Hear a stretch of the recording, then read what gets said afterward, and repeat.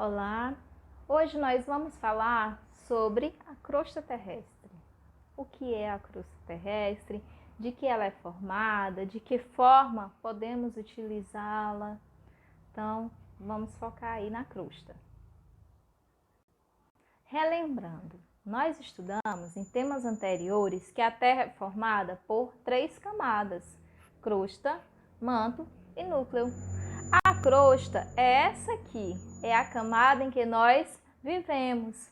Como nós podemos observar aí nessa imagem, certo? É uma paisagem formada por estruturas rochosas. Então, levando mais uma vez a gente a ter certeza que a crosta é formada por rochas. E por que aqui onde eu estou agora, professora, eu não estou visualizando essas rochas tão nitidamente? Porque as rochas, elas passam por processos para a formação do solo, tá bom? Mas a crosta, ela é formada por rochas, que é essa camada aqui da Terra que nós vamos estudar hoje. Então, quando a gente fala de rochas, a gente sabe o quê? Que as rochas são a união natural dos minerais. Uma união que a própria natureza se encarrega de fazer. Mas o que vem a ser os minerais? Então, são materiais geralmente sólidos, homogêneos e de ocorrência natural. A própria natureza se encarrega de produzir esses minerais e ela mesma se encarrega de fazer com que eles se unam para formar as rochas. E essas rochas formam a nossa crosta. Exemplos de minerais: o ferro, o alumínio, o diamante, entre outros. E minerais e rochas que são de importância econômica para a sociedade, eu digo que é minério. Então, os minérios são esses que têm importância econômica.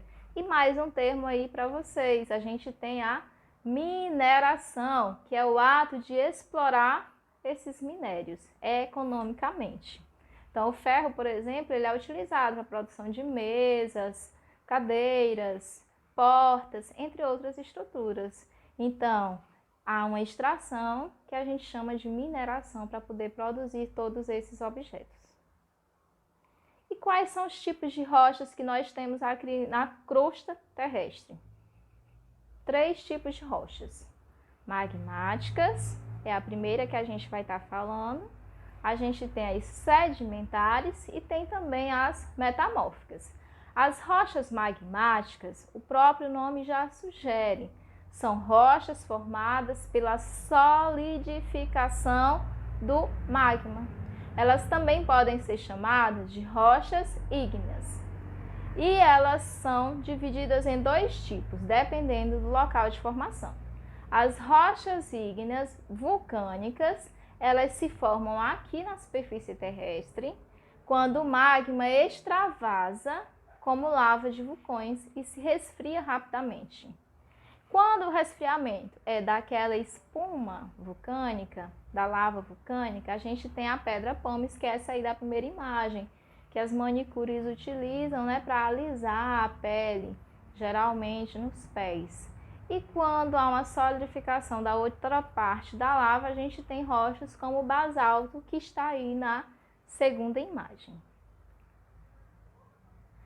As rochas ígneas plutônicas são formadas quando o magma se resfria abaixo da superfície terrestre. Então, ela é vulcânica quando é aqui em cima, que é a lava, e ela é plutônica quando é embaixo da superfície. Um exemplo bastante conhecido nosso é o granito, muito utilizado em bancadas, né, em pias, como essa pia aí do exemplo na imagem. As rochas sedimentares, elas são rochas formadas devido à ação do intemperismo. O que é isso? É a ação do vento, da chuva, certo? E também esse intemperismo, ele é dividido em 3 tipos: químico, físico e biológico. Químico, quando eu tenho a ação de substâncias químicas, como ácidos produzidos por alguns seres vivos. Físicos, como o vento. Biológicos, quando eu tenho a ação biológica. Mas independente de quem está agindo, se é um fator químico, físico ou biológico, é o intemperismo que faz a transformação dessas rochas, certo? Faz a formação dessas rochas sedimentares. Aí, por exemplo, a gente tem uma imagem lá da Serra da Capivara, aqui no Piauí, onde a gente tem bastante rochas sedimentares. Por sinal, é um parque protegido porque a gente também tem bastante fossilização.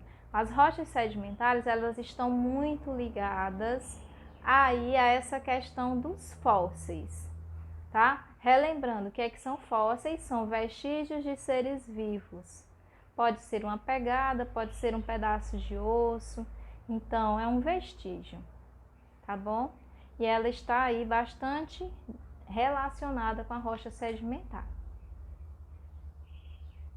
E as rochas metamórficas, metamórfico vem de metamorfose, então são rochas originadas da transformação de uma outra rocha e não da ação de fatores físicos, químicos ou biológicos, mas uma transformação da rocha. O granito, que a gente deu exemplo lá no início, por exemplo, ele pode se transformar no gneiss. O arenito, no quartzito. O calcário, no mármore. Então, essas três aqui de baixo, elas são rochas metamórficas, porque elas se originaram da transformação de outras rochas. E essas rochas, como eu disse lá no início, a gente pode não visualizar tão facilmente aqui onde a gente está nesse exato momento, porque elas sofreram uma transformação para a formação do solo.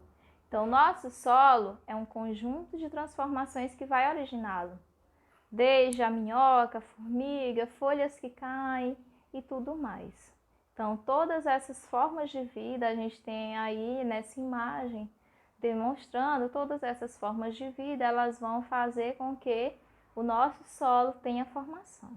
E quanto mais matéria orgânica eu tiver nessa formação, mais fértil será o meu solo. E esse solo que a gente tanto fala, ele pode ser utilizado para quê? Então, a gente tem aqui 3 situações exemplo. A primeira situação exemplo, ele pode ser utilizado para a agricultura, certo? Para o plantio. A segunda situação exemplo, para a criação de animais. E a terceira situação exemplo é uma que a gente citou lá no início, é o extrativismo mineral, ou seja, a mineração. Mas, para que eu consiga fazer uso desse solo de forma adequada, eu tenho que me lembrar de uma palavra e de uma ação que vem dessa palavra, que é a sustentabilidade. Eu tenho que fazer um uso responsável do solo para que eu não destrua ele, para que eu consiga utilizá-lo por muito e muito tempo. E as minhas próximas gerações, as suas próximas gerações, as nossas próximas gerações possam poder aproveitá-lo também. E aqui a gente encerra o nosso momento de hoje e que eu digo a vocês que estudem para fazer dar certo.